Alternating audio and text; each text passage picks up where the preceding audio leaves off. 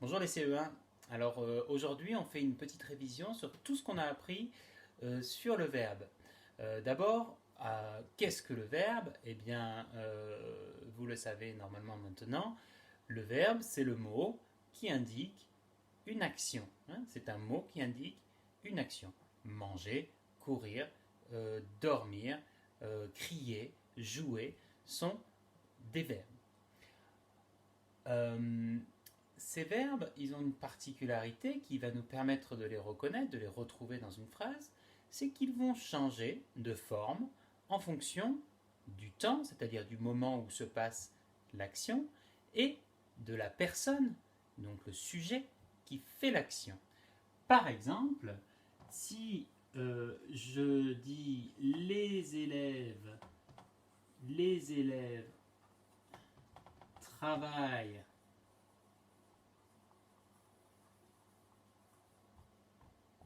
à la maison, eh bien, pour trouver le verbe, je peux décider que c'est pas aujourd'hui que les élèves travaillent à la maison, mais rajouter le petit mot demain. Les élèves travailleront à la maison. C'est le seul mot qui a changé dans la phrase. C'est donc le verbe. Je peux également changer les élèves, le sujet, hein, qui fait l'action. Au lieu de dire les élèves, si je ne dis pas les élèves travaillent à la maison, mais nous,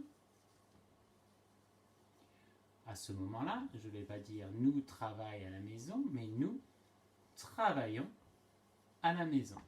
Le verbe change en fonction de la personne qui fait l'action, du sujet. Et ça nous amène au fait que tous ces changements-là, il faut les apprendre. Et c'est ce qu'on appelle la conjugaison. Donc, comment est-ce qu'on conjugue un verbe? Nous, on a commencé à apprendre à conjuguer des verbes. Il faut déjà connaître le verbe dans sa forme la plus simple, quand il n'est pas conjugué. On dit qu'il est à l'infinitif.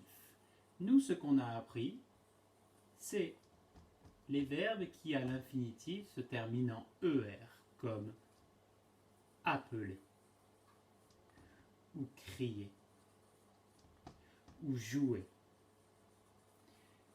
À l'infinitif, qui se termine en ER, on dit que ce sont des verbes du premier groupe. Donc ces verbes, ils vont changer en fonction du temps et en fonction de la personne.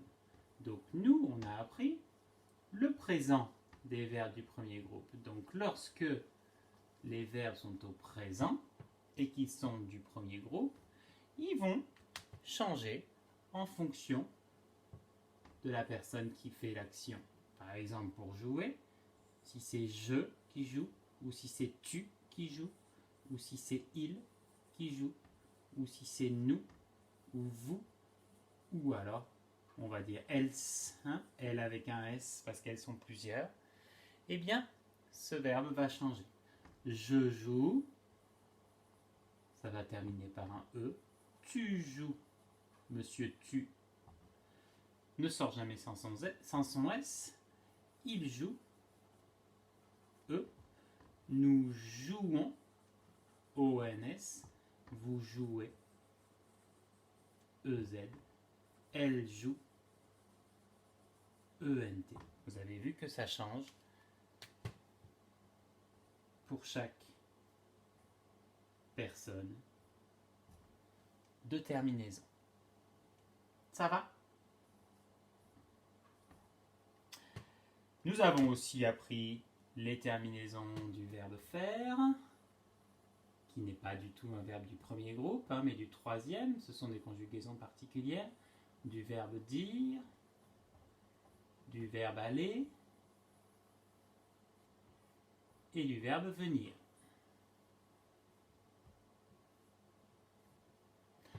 Que vous pouvez réviser sur votre cahier de leçons de français.